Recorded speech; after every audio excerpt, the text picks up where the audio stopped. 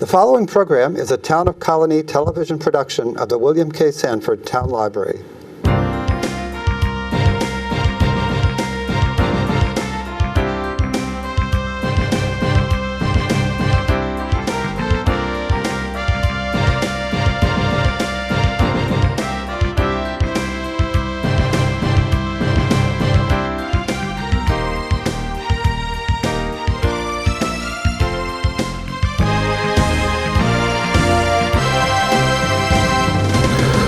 Hi, welcome to the latest edition of Mental Health Now.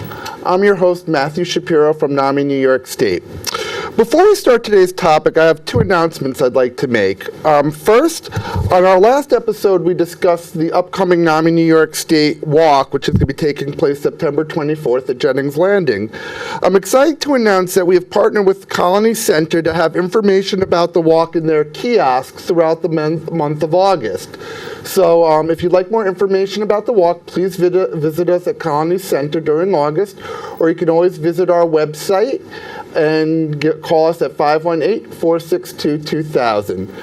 Secondly, last week mental health advocates scored a major victory as the House of Representatives passed landmark mental health reform legislation, and we're very excited as next month we're going to have Congressman Paul Tonko on the show to discuss mental health reform. And Congressman Tonko is also going to be doing an event, a Congress on the Corner event, right across the street at the crossings at Colonie on August 3rd from 6 to 7 p.m. and we're going to be participating in that as well. So we encourage everyone, if you want to learn more about mental health and mental health reform, to join us and Congressman Tonko at the event. So on this episode, we're going to be exploring IM acceptance and mental health on college campuses and with young adults. And I'm so honored to be joined by one of the most inspirational, impactful mental health advocates that I know, Mr. Akeem Rahim.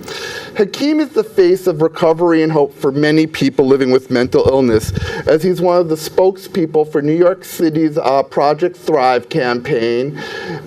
His Let's Talk Mental Health presentations have been given to over 30,000 students in New York State in middle schools and high schools. And when I referred to that mental health legislation before, Hakeem is a major way it got passed, as he provided testimony to both houses of Congress, the House Committee as well as the Senate caucus on mental health. So what we're going to be talking about today is this fall, Hakeem's going to be launching his I Am Acceptance college tour, which is going to be bringing him to college campuses throughout the country, throughout the year, to talk about mental health on campuses. So Hakeem, thank you so much for joining us. Matt, pleasure to be here. It's awesome to have you, and thank you for all that you do. So let's kind of start at the top. Can you tell a little bit about your story and what led you to become a mental health advocate? So sure, I'll jump right into it. I was diagnosed with bipolar disorder as a sophomore at Harvard University. So first few weeks in the school, lots of fun, 17 years old, 1998. And the excitement of meeting new people and also the stress of starting school. I went to Harvard University. And first 2 weeks in the school, bam, I was hit with my first panic attack. So I was 17 at the time. About 6 months later, I had my first manic episode. And then a year later, I had my second manic episode, and then I was actually hospitalized. And during that manic episode, I share all the time, I had visions of Jesus. I heard cars talking.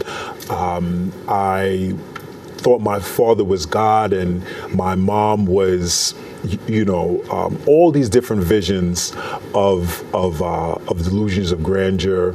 So it was a tough time for me. I was hospitalized, and really that began my journey with mental health and with mental illness advocacy. So that was kind of the really beginnings of why I'm doing what I'm doing now. And a lot of mental health episodes or mental illnesses, especially psychotic episodes, first present themselves during that college time, between times people are 18 and 75. And that's why it's so important that students are aware of these type of issues. And you were very lucky, right? You had a roommate who recognized and got in contact with your family, and they did all the right things. Can you talk about that a little bit? Yeah, sure. So as I mentioned, I was diagnosed at 19 as a sophomore, and I actually had that manic episode on campus. So on campus, I was literally running and jumping off my walls in my dorm room. And thank God I had my roommate Ian, and we're still good friends now. At the time, none of my friends knew what was going on with me. No, this is 16 years ago now. We didn't talk about mental health. We didn't talk about mental illness. And fortunately, he had the foresight and an initiative to call my parents when I was literally running and jumping off the walls. So he called my parents, and they came up, picked me up, and that's when I was actually hospitalized. So one of the things, the point of why I speak to high school, middle school, and college students, as you mentioned, is I really wish I had somebody in my life who had that knowledge that I'm giving to the students, right?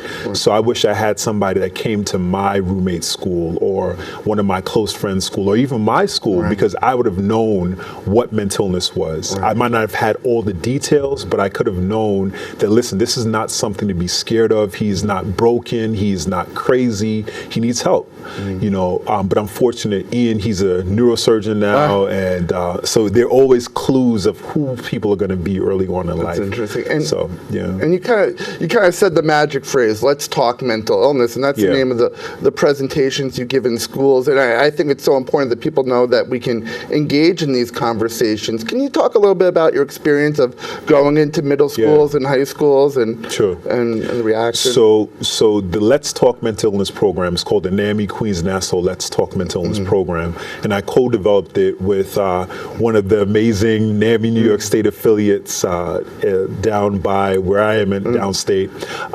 and it really was an outgrowth of the Breaking the Silence lesson plans.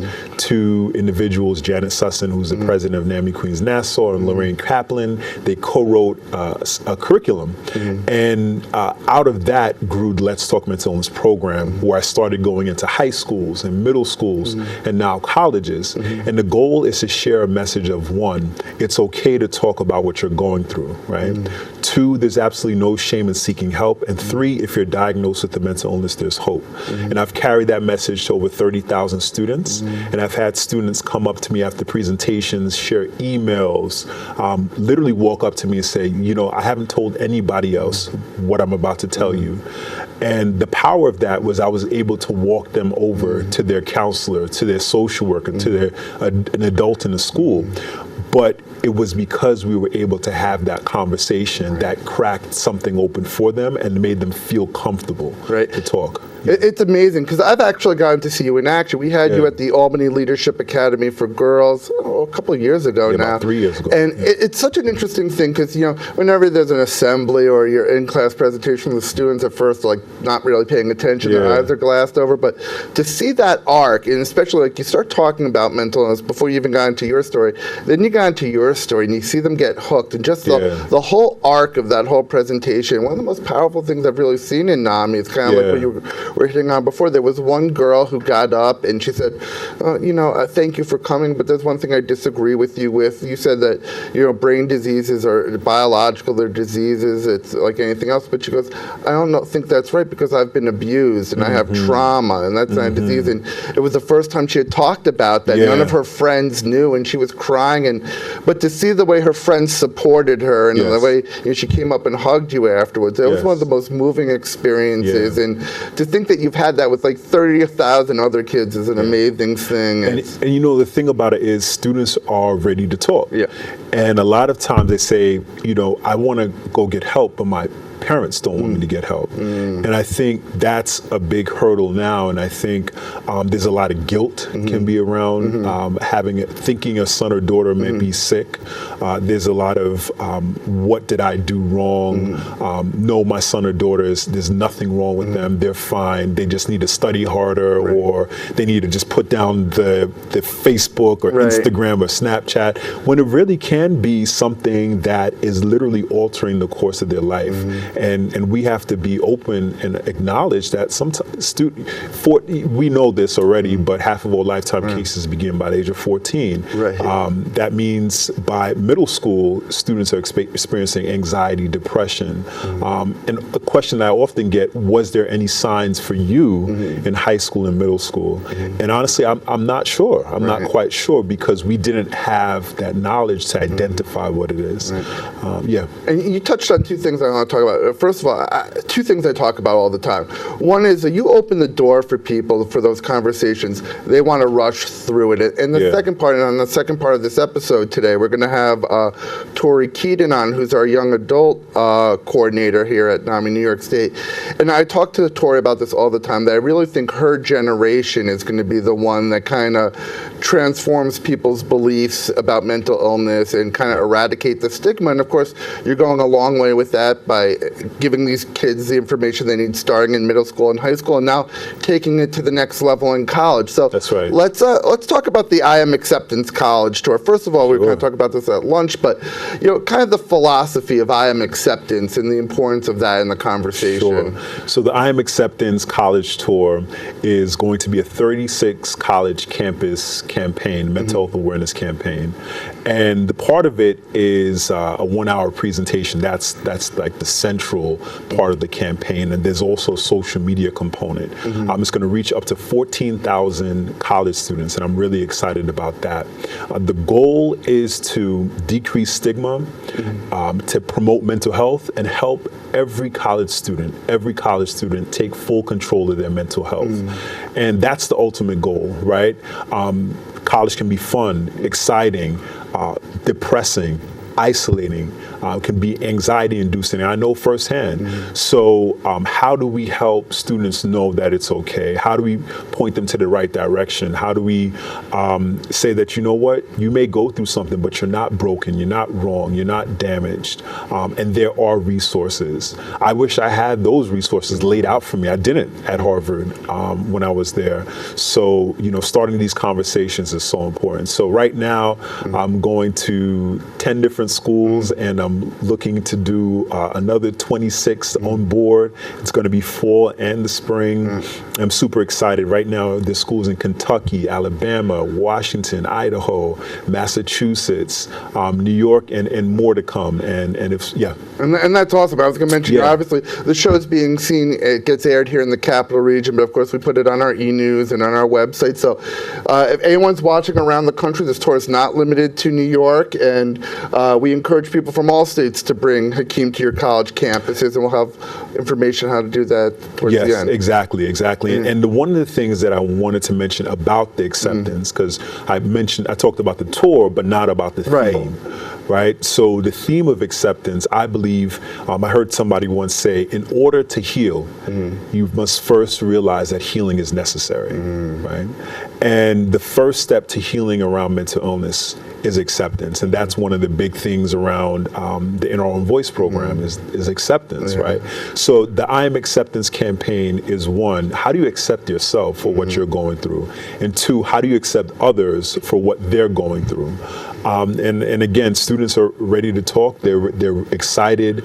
I was able to do a demo for about 15 college students, and they said, we love the concept of acceptance. It extends beyond mental health. It's how do I accept myself? How do I accept others? How do we create safe spaces for people to accept? Especially, like you say, beyond mental health. You watch the news today, and you realize how important acceptance is, and all the problems that we're having in the world. People would just accept each other for who they are. And, that's right. And, and a few episodes ago, we had Tina Lee on the show and talking about her daughter, Allie. And, Allie was supposed to be on the show, but she wasn't there that day. And it's a very important lesson that when we talk about recovery and we talk about hope, that understand it's not a straight road. It's a windy road. And you have to accept where people are, where your loved ones are at that point. You want to always get them to point B, but maybe right now they're stuck at point A, and we have to accept that. that, but always hope for more, but accept where we are. And that's for your personal too. I mean, we were talking about our stories before we went on the air, and in a lot of ways I've been my worst enemy over time because I didn't accept where I was. I didn't want to be there. I didn't think I needed to take medication anymore. And when you accept that you are what you are and where you need to be, it's the best gift you can give yourself, and accepting somebody else is the best gift you can give them. And I think it's such an important message you're instilling on the youth and young adults. That's right. So important. So if there are students and faculty watching and they want to bring the tour to their campus, how would they go about doing that, Akeem? Simply contact me, Hakeem at HakeemRahim.com, and I'm sure you're going to have all the information. Yeah, we'll have a graphic on there. And, I really want to thank you and NAMI New York State and NAMI National, because, especially you, Matt, and NAMI New York State and NAMI Queens Nassau, because you have been a tireless advocate for this work and supporting of the work that I'm doing, mental health in general. And you have a journey, I have a journey. But as we continue to create platforms for people to share their stories, as we continue to create spaces for people to feel comfortable about mental health and mental illness, I think there's nothing better than that. And as you talk about, and as the theme of it is acceptance. And it's funny, we were just at the NAMI National Convention last week in Denver, Colorado, and one of the big themes we talked about a lot is that we are a movement. We are one. We are a movement. And when you say that, I hear it come out in your voice. We are a movement. But you are kind of like a shepherd in that movement. I mean, you've been to the heights of the heights, like I said. I mean, giving keynote addresses at the NAMI convention, testifying before Congress, but before the House, before the Senate, telling your story. So you really are the face of hope for so many people, and for Congress too. I mean, when they think mental health now, they think Akeem Rahim, because he's the gentleman who came in and told them that, my disease doesn't define who I am. I can accomplish all I want. And it's something we talked about too before. Your story is very interesting because you were valedictorian of your class. You were the first in your family to go to college. You've been the success your whole life, and then you hit a roadblock. And we talk about this too, that the acceptance and understanding of these issues in multicultural communities lack a little bit. But you've been very lucky with your family's support, but we still have a long way to go in that area, right? And actually, I wasn't the first in my family to go to college. I'm sorry. No, it's okay. But I was the first really to have a breakdown in college. And I was very fortunate that my dad had, and you never know why things happen. My dad had kidney disease for his entire life, and my mom was a nurse for 40 years. So when that happened to me, when my manic episodes happened, they said, our son, he's not hurt on the outside, there must be something wrong on the inside, let's take him to psychiatrist. So I was very fortunate that they made that leap. But you're right, and I would just want to say that recovery, like you said, is not a straight path. I still experience depression, I still experience anxiety. It's not easy on the day-to-day. Some days are better than others, but you have to learn how to take care of yourself. And that's another message that I have for the people that I present to, for the students, and one that I presented in front of Congress. Recovery is possible and is very real, but we have to take ownership of our recovery in ourselves. Right. And a big part of what you talked about in Congress that was so inspirational was that your disease doesn't define who you are. That's right. That you're bigger than your disease. It's just one part of you. In some ways, it's made you a stronger person. It's made you an advocate. But it's can you tell a little bit else what you explained to Congress and your message when you do the Project Thrive and what you want people to know about someone living with mental illness. Sure. And you said it a couple of times already. I am more than my label. Bipolar disorder does not define me. Mental illness does not define me. That's only a part of who I am and a part of my identity. I know that I can sometimes get over-identified with my condition, right? And maybe if I can't get out of the bed that day, is it me or is it my depression? But thinking about it like, okay, if I have a flu, I'm not going to want to get out of the bed, right? If I'm symptomatic and I have depression, I'm not going to want to get out of bed. I'm not bad or wrong because I'm feeling depressed, just like I have a flu. I'm not bad or wrong because I'm symptomatic, but you can't you can't look at it like that unless you see the mental illness as something as part of you, but not who you are. And I think that's so important to not be defined by that. Right. Really the thing I wanted to get across in front of Congress and the Senate, I was the only person who had lived experience, who testified on the congressional panel and the Senate panel and spoke at the summit. And I wanted to show that recovery is possible, recovery is real, but we have to give people a chance. And I think by this legislation passing, we're beginning to give people chances, and we're beginning to accept as a society that, listen, you can go through something and come out the other end of it. And that's really the thing. How do you see that recovery? How do you show images of people who are doing well? And that's one of the biggest things that I felt that I provided. Right. And you pointed out something else, and we're going to wrap up and bring Tori in a second, but I say this a lot, that for people living with a mental illness or anything, I mean, my wife has an autoimmune disease, and there are days where she's tired and doesn't feel like you said, with the flu, and you have to accept where you are those days. And I talk about this a lot. Every day can be a challenge, but every day can be a victory as well. Yes. And even if today is not good, there's always tomorrow, and that's, you always have to accept where you are, but hope to get to the next space. And you're just such the personification of that. So just thank you for all that you're doing, and on behalf of the 30,000 kids that you've reached, all our representatives, and all the college kids that you're going to reach, we just thank you for being such an inspiration and leading the way. I really say you are a shepherd of this movement, and you're one of the best that we have. And we're so lucky to have you on the show today, and so lucky to have you on the NAMI movement. So thank you for all that you do. Thank you, Matt. Yeah. All right, so we're going to take a quick break, and we're going to bring in our young adult coordinator to talk about the college tour and our young adult network. Okay, so we're back, and joining us now is Tori Keaton, who I'm lucky enough to have as my intern this summer. And as part of her internship, Tori's putting together the NAMI New York State Young Adult Network. So welcome to the show, Tori. Thanks for being on. Thank you. I'm really excited. Okay, so I'm going to start the same way we started with Akeem. Can you kind of tell us what led you to be a young adult mental health advocate? Yeah, absolutely. So mental illness, it's a part of my life, and I've been able to, and fortunate enough to finally be able to learn how to live despite it. And it was through my journey I found my passion for advocacy, especially with legislation and policy and education. And I found organizations like NAMI that are just fantastic because they're helping people to not walk this alone, which is so important. Yeah. It's funny, Akeem and I were talking about it too at lunch, about not walking alone and being together and supporting people. And so one of the key things that you're doing now is putting together our young adult network. This is something we've wanted to do for a long time, but you're actually formalizing it. So can you talk a little bit about the Young Adult Network and its goals? Yeah, one of the main things we're trying to do is start continuous conversation and discussion with and between young adults that are passionate about this cause. We want to create a reciprocal relationship between NAMI and the young adults, so that NAMI can hear the perspective from the young adults, but the young adults can learn from NAMI and become informed advocates. And one of the things that Hakeem and I were talking about was, I really do believe this, is that your generation, I really think, is going to be the one that eradicates the stigma of mental illness and change people's perspective.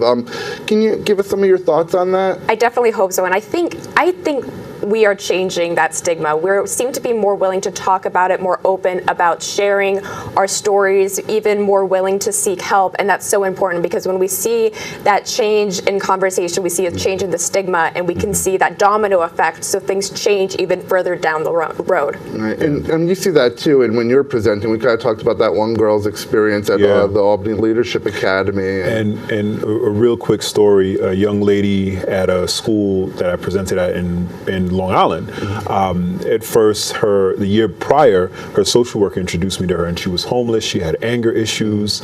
She came up to me and just said, things are not going well for me right now. And then a year later, I came back, and she actually had housing. She was in therapy, and all those things, because we cracked open that conversation. So you showed that if you can move past the silence, the shame, you can get to healing and help, and that's what's possible. Yeah, I mean, I have a story that I tell a lot too. I don't even think I've told this story, but about a year ago, it's actually this fall, NAMI at Syracuse University, and we're going to talk about NAMI on campus in a second, had me come out and talk. And I thought I was going to be talking about mental health on college campuses, but it was actually, they wanted mental health in the African American community. And it was actually to one of the African American sororities. And of course I started to go, the last person you want to hear about stigma in the African American community is from some big doofy white guy. So I apologize. But at the end of the presentation, a gentleman got up, and he was a big guy, bigger than me, looked like a football player. He was like trembling. He goes, I got to tell you, man, you're my brother. He goes, it's not about black and white,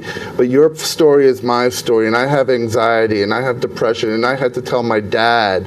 And I thought he was going to say he was going to smack the anxiety and the depression right out of me, but he accepted me. Wow. And to have this big guy, he gave me like a bear hug at the end. I thought I was going to stop breathing, but I do think your generation is willing to talk about it. They've seen, the pain of the stigma. So, absolutely. and you're really leading the way. And what inspires me about you is that advocacy is so important to you, and you want to be an advocate, and you want to teach others to be an advocate. Yes. So can you talk about the importance of advocacy in young adults? Young adult advocacy, it is so important, especially in the sense that we were just talking about how we have an attitude that's changing from the generations that have preceded us.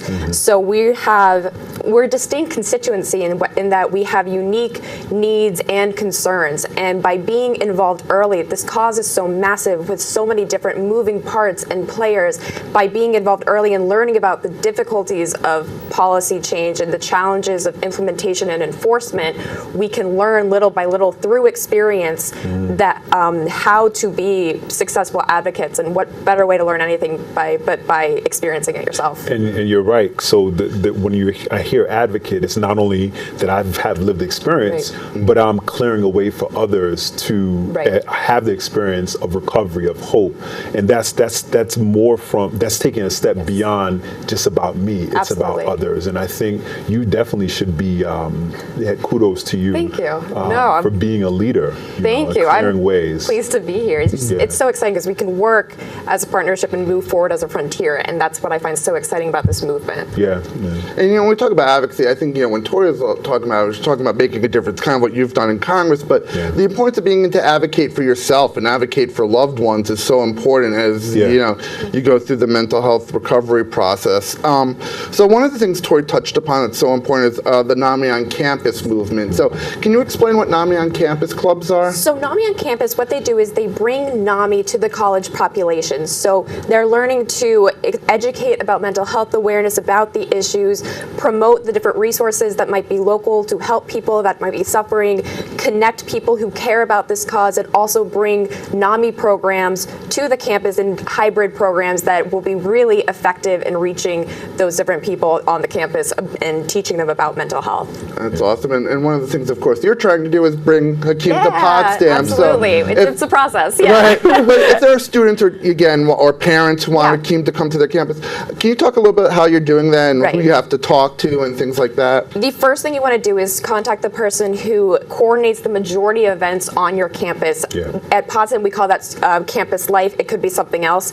After that, you want to draw in the counseling center and seek their support and see what they can do. And beyond that, after that, it's looking at the different departments and organizations on campus that would be willing to support you in the cause. And I'm looking at the Center for Diversity, the psychology department, but really you cannot go wrong by reaching out to anyone. Mental illness does not discriminate, and mental health is an aspect of wellness for everyone. So you can't go wrong. And very quick too, one of the other things Tori's going to be doing, we're going to be talking about our education conference coming up in November at the Desmond, and you're going to be curating the young adult track and really getting part of the young adult group is to get opinions on what you want to learn about. So that's something we're very excited about, and we're going to be talking about that in the future. But unfortunately, we're running out of time. I think we could talk about like 10 episodes on this topic. I mean, we're just really scratching the surface. So we're going to have to swing back again because we're doing this in NAMI on campus in high schools too, which we're excited about. We have